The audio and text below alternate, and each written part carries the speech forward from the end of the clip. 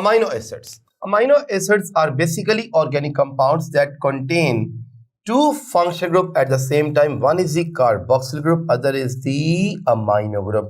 अगर मैं इसका एक जनरल सा रिप्रेजेंटेशन लिखता हूं तो देखिएगा, this is the amino acid COOH और ये देखिएगा NH2 और ये H. अब यहाँ पे हमारे पास दो ग्रुप से टाइप है जी, एक इसमें से कार्बोक्सिल ग्रुप है, दूसरा इसमें से अमीनो ग्रुप है. This group is carboxyl group and the second one is the amino group जी. So due to the carboxyl and amino group, they are said to be amino acids जी. Well, amino acids are important for the building blocks of the proteins हैं जी, और about 20 amino acids are naturally occurring. याद रखिएगा, amino acids they are different due to this R group जी. ये जो R है ना, side chain, इस base पर अमीनो एसिड को क्लासिफाई किया जाता है. डिफरेंट अमीनो एसिड्स में डिफरेंट साइड चेन्स पाई जाती हैं जी. वेल, अमीनो एसिड्स में जो अमीनो ग्रुप है, it may be present at any carbon. Like अगर मैं कहूँ जी मेरे पास ये एक सपोज की ये कार्बोक्सिल ग्रुप है COOH, इसके साथ कार्बन, फिर कार्बन, फिर कार्बन, फिर carbon. This is alpha carbon, this is beta carbon, gamma carbon और delta carbon.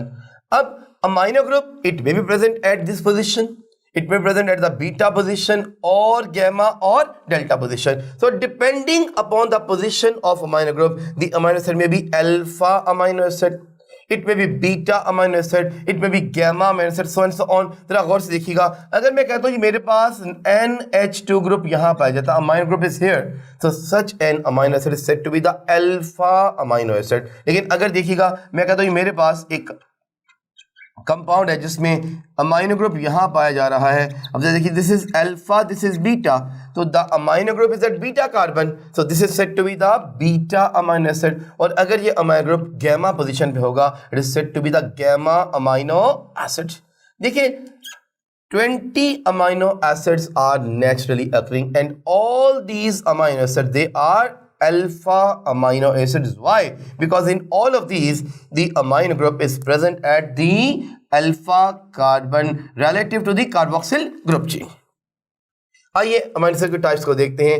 The amino acid may be acidic, they may be basic or they may be neutral.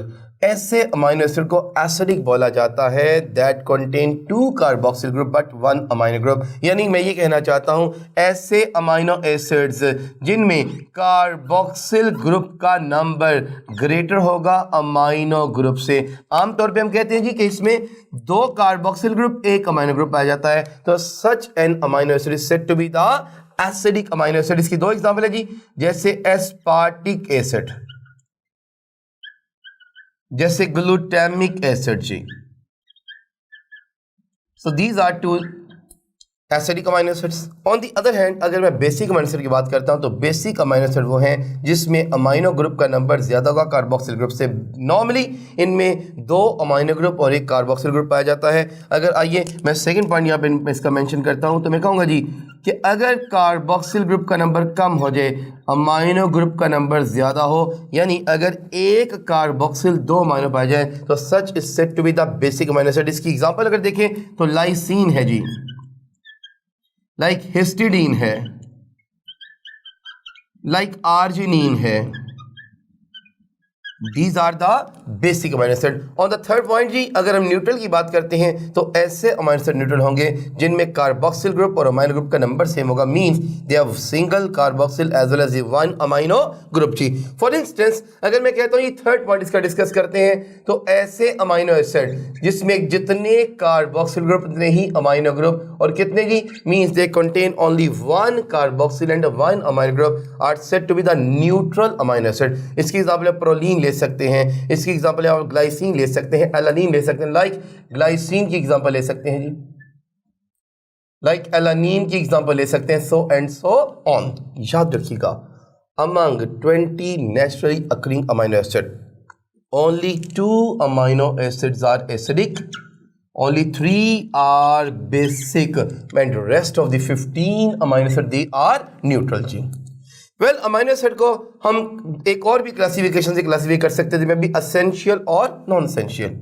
Well non essential amino acid ऐसे amino acid को बोला जाता है that can be synthesized by our body, हमारी body इन्हें synthesize कर सकती है। और among 20 naturally occurring amino acid 10 amino acid are such that are said to be non essential, ये हमारी बॉडी खुद ही सिंथेसाइज कर लेती है। जबकि on the other hand essential amino acid are such amino acid that cannot be synthesized by our body, rather हम ये अपनी डाइट से ऑब्टेन करते हैं। और 20 में से 10 नॉन असेंशियल, तो 10 कौन से होगा जी? असेंशियल। और अगर इनकी डेफिशिएंसी हो जाए दे कॉज डिजीजेस जी।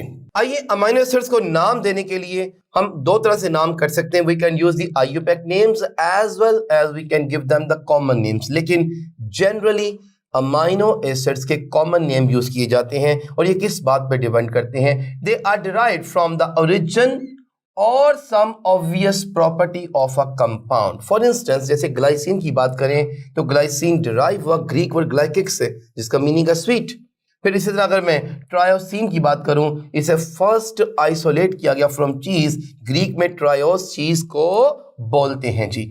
अब अगर जी मैं बात करता हूं इनके एब्रीविएशंस के रेफरेंस से, नेमिंग के रेफरेंस से, अगर तो हम आम तौर पे पूरे नाम के बजाय इनका एब्रीविएशन यूज करते हैं। जैसे अगर गौर करें तो ग्लाइसिन इज एब्रीविएटेड एज ग्लाई and alanine is abbreviated as ALA. So full name of amino acid is normally not used, rather we use the abbreviation जो कि mostly first 3 letters होते हैं of the name of the amino acid जी। तो आज के इस lecture में हमने देखा अमाइनो एसिड्स क्या हैं और इसकी इंपॉर्टेंस के बारे में बात की, फिर हमने इनकी टाइप्स देखी जी, और उसके अलावा हमने देखा कि इनको नेमिंग कैसे की जाती है।